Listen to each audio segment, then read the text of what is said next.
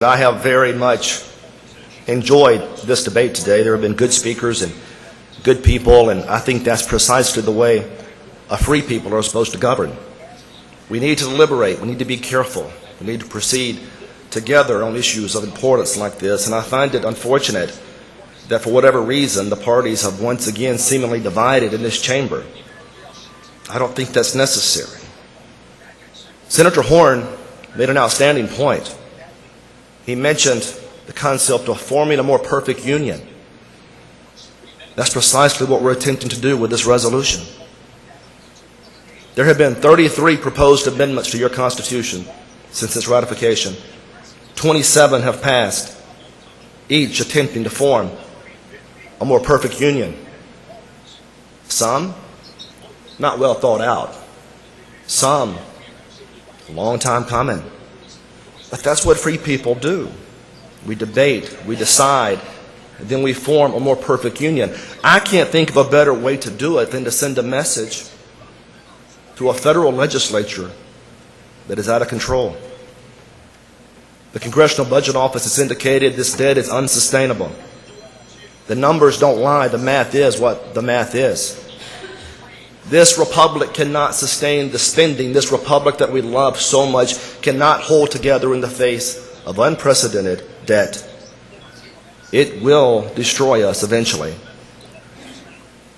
And all we're suggesting is a change in course.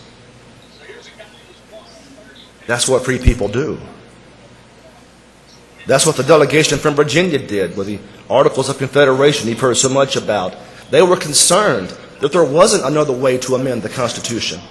It had to have unanimous consent at the time from every state, every federal legislature's representative. It was impossible to amend, so they corrected the mechanism. They gave us an Article 5 convention. The fact that it has not been used is not evidence that it's problematic. It's just evidence that we have solved our problems in other ways in the past. But now the time has come. We are so divided. We're not even listening to each other anymore. We're yelling names and we're screaming, and Fox News is saying one thing and CNN is saying the other. Meanwhile, Washington keeps spending, the debt keeps growing, putting our country's very survival at risk for the future. All I'm suggesting is this. This is our time to unite and do the right thing. Now, as I understand the opposition, there are three basic arguments against it. One, they claim that somehow this is going to scrap the federal Constitution. Not a chance. Multiple safeguards exist, including the highest safeguard. 3/4 of the states still have to ratify any proposed amendment. Thank God the founders put that in there. They also recognized the fear of a convention that could be problematic, so they put the safeguards in there to protect us from that.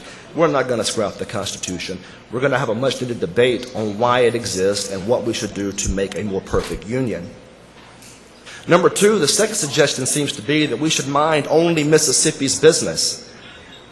That's nonsense. We are the body of Mississippi. We are the people of Mississippi, and this is their branch.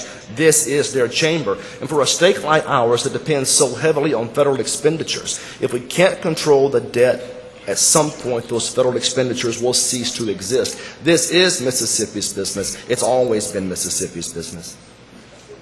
The third argument seems to be this complaint about an unending call. It's not unending. We can come back next year and change it if we need to. That's the way free people work.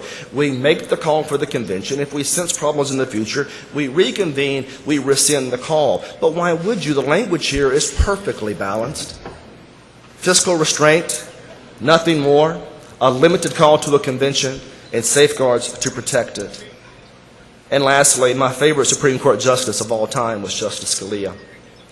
Justice Thomas is probably a close second. He did say those things, but he also said other things.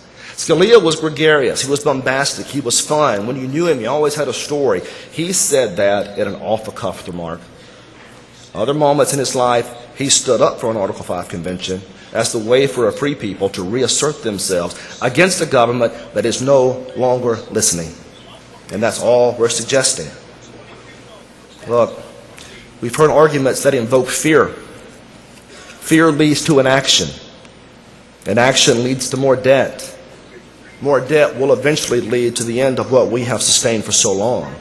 If you want to make a more perfect union, this is a really good first step. I encourage you to vote yes on the resolution. By a vote of 32 yeas, 17 nays, the resolution is passed. Go to conventionestates.com, press the button, sign the petition. More importantly, get 10 of your friends to do the same. When you sign the petition, then that sends a letter to your state legislator. You go on the list in their district as a supporter. We deliver those lists to the state legislators. It means something to them.